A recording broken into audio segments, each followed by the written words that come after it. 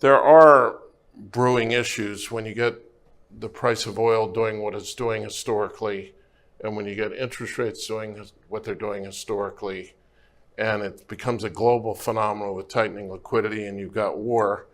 The odds of a global recession and a change in the macroeconomy are about as high and as severe as I've seen them in decades. When I look back at the bull market we've been in, financial assets really started in 1982. And particularly the last 10 years went into hyperdrive. All the factors that created that not only have sort of stopped, they've reversed. So we had a government back then with a new president who said, government is not the solution, they're the problem. In this present crisis, government is not the solution to our problem. Government is the problem.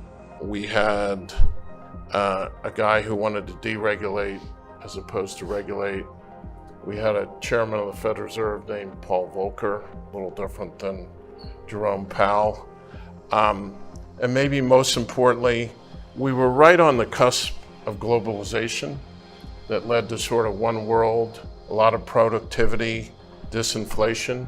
The response after the global financial crisis to that disinflation was zero rates and a lot of money printing, quantitative easing. That created an asset bubble sort of in everything. Now they're like reformed smokers. They've gone from wanting to print a bunch of money to like driving a Porsche 200. I know there are Germans in the audience, driving a Porsche 200 miles an hour, like not only taking the foot off the gas, but just slamming the brakes on. Today, the FOMC raised its policy interest rate by 0.75 percentage point, and we anticipate that ongoing increases will be appropriate. So there's a high probability in my mind that the market at best is going to be kind of flat for 10 years. So that was a recent meeting that Stanley Druckenmiller spoke at. He's a prominent American investor, a billionaire. He's been around for a long time, guys. I think he's been in the business for like 45 years or more. So it's important to listen to these guys that have many decades of experience and, maybe consider what they have to say. And, what he's saying is a little bit concerning, of course. But it's not just Stanley Druckenmiller that's saying things like this. This is a report from Bridgewater. Ray Dalio, another famous investor, his firm put out this report titled "Equity Markets Aren't Pricing in the Next Stage of the Tightening Cycle." Now, before we dive into this report, I just want to say we are going to be discussing the markets. This is the S&P today. Took a huge slide to the downside. Bitcoin on the daily chart coming down to that low right there. As you can see, we're still very close to the cycle low. And intraday price action, really wacky stuff, up and down. We're going to get into all that, but first, I want to take a look at what these famous, successful investors have to say. And this is a new report from August 25th of this year. So, of course, we're not going to be able to read the entire report. It's very, very lengthy. But essentially, if we're just going to sum it up here, what Ray Dalio is saying is that equities are accounting for the increase in rates, but they aren't accounting for the tightening impact on growth and earnings, or the possibility that even more tightening will be needed to bring down inflation. So as you guys are all aware, today the Fed raised the federal funds rate by 0.75%, and it's now at 3.25%, the highest since 2008. We actually broke above this high from May of 2019. It is now the highest since 2007, 2008, right?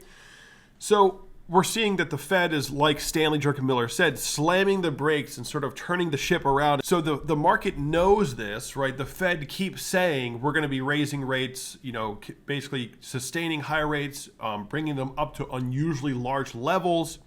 So that is understood by the market.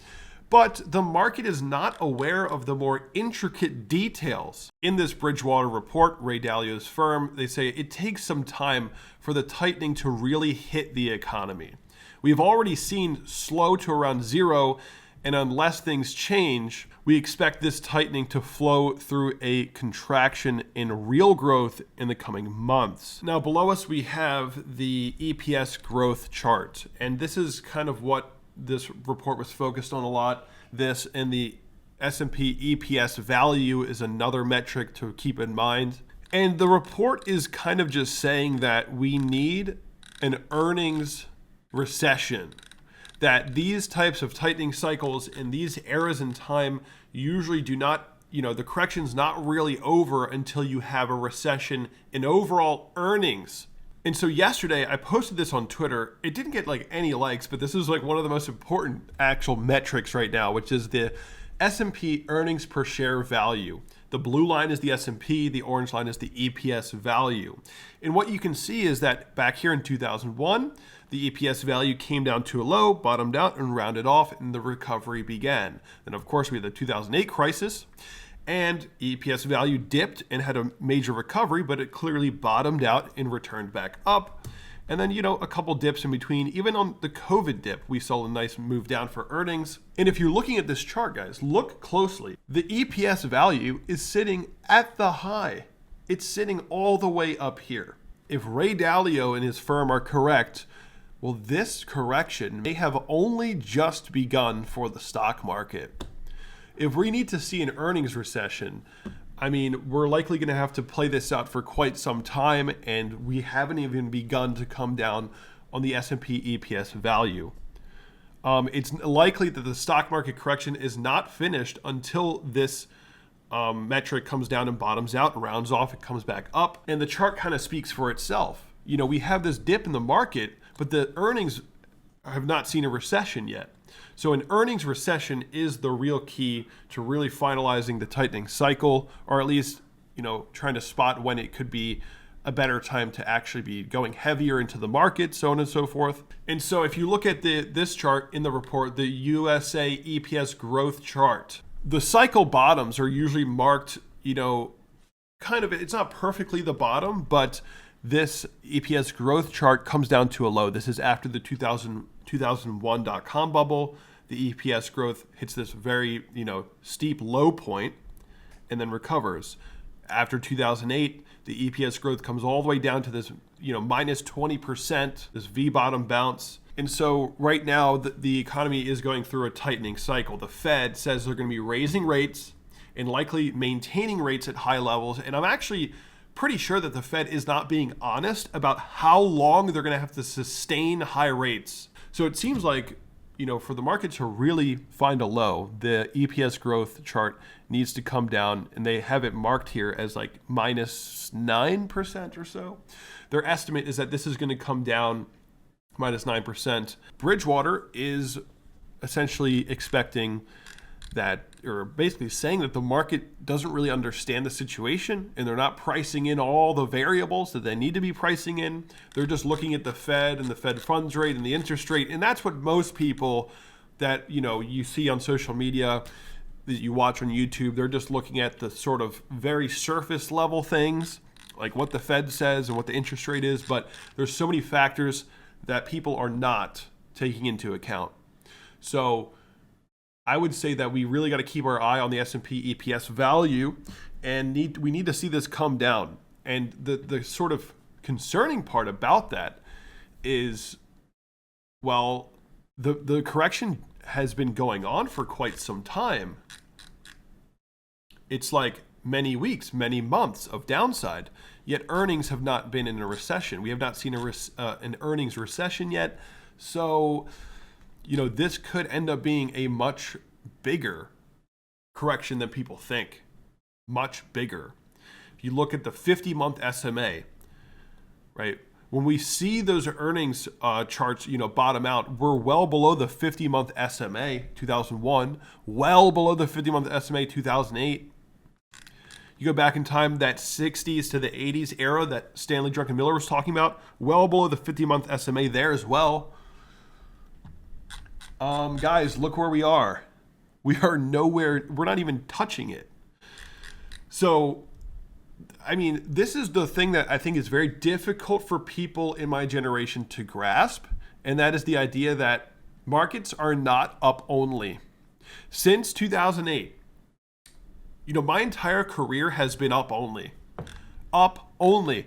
Look, 1 or 2 months down, 1 or 2 months down, 1 or 2 months down. Even the COVID dip, 1 or 2 months down, and just rally. We're seeing the most consecutive red bearish months in a row, I think, since 2008. And, just based off of what Bridgewater is saying, what Stanley Druckenmiller is saying in the beginning of the video, it seems like this correction is going to shock people. It could. I could be wrong about this. They could all be wrong about this. But I think that this might get worse than we expect. And that's something my generation does not understand, is that it can always get worse. It can always get worse. But we're not used to that. The chart that we're used to is this one, up only. But guys, it's not always up only. There's a lot of turmoil and turbulence, like this era that Stanley was talking about from the 60s to the 80s, flat market, he said. Well, what would that look like for the S&P? This was also a flat market, early 2000s. I mean, that could mean that the S&P comes far further down than we expect. And then, even if we see a new all-time high next year, 2024, it may mean that we actually just kind of settle into this range for the next 5-10 years before rallying out. And according to the experts, this is a very strong possibility. So that is just a quick review of everything I'm looking at right now, what I'm listening to right now. And so, of course, everyone's wondering, what does this mean for Bitcoin? That's the thing that everyone has been wondering for the past decade, is that what would Bitcoin do in a tightening environment, which we just entered? What would Bitcoin do in a recession, a real recession, which we're basically entering now officially?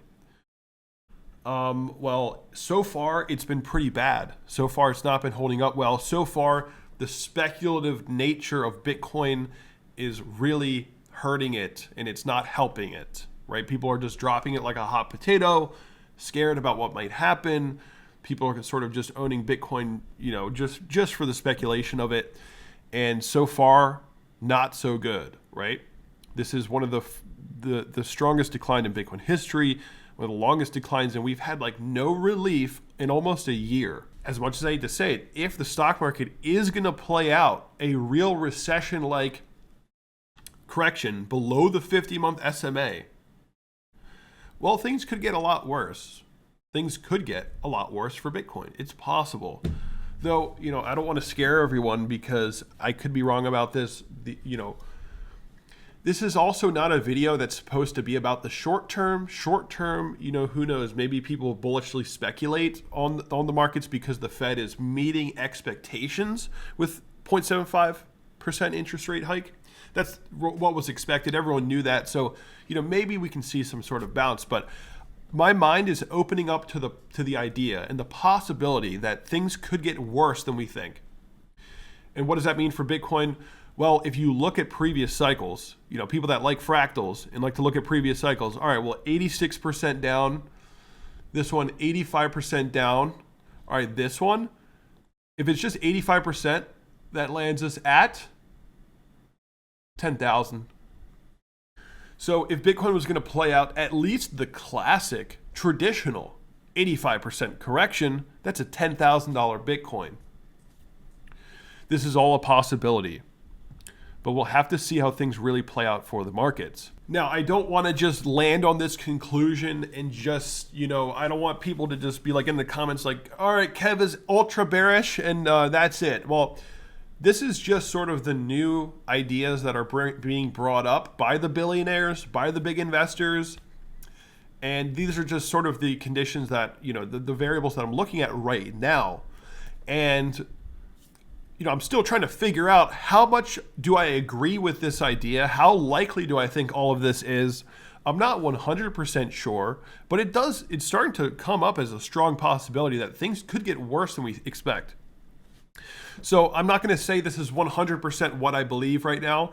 As time goes on, I'll consider it more and more. We'll see how the market reacts. Maybe this is just FUD, fear, doom, and gloom, and, whatever. But, when it comes from the mouths of these top billionaires and stuff, it does kind of spark your interest, at least. But I hope you guys liked this video. I hope you thought it was interesting. If you did, be sure to smash the like button, subscribe to this channel, and definitely check out the links below. Join BetTOGH. BetTOGH has many thousands of dollars in trading bonuses that you can trade with. Just click that link below, get the rewards, follow the steps. Sign up for the Patreon if you want to get into my Discord VIP chat. And that is it, guys. I'll see you all in the next video.